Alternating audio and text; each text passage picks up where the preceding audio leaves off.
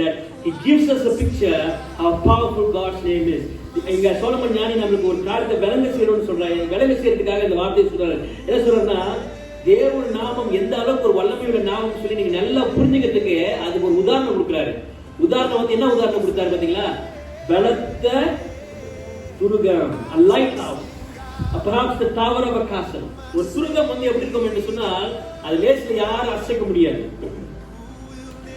லேசில் யாரும் அசைக்க முடியாது. ரொம்ப ஒரு பலமுள்ள ஒரு காரியமாக இருக்கும்.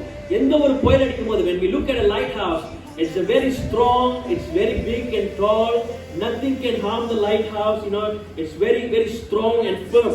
எதுமே அசைக்க முடியாது. எந்த புயல் வந்தாலும் சரி, எவ்வளவு காத்து அடிச்சாலும் சரி, no matter how strong the winds are, no matter what storm it is, everyone will go inside that lighthouse.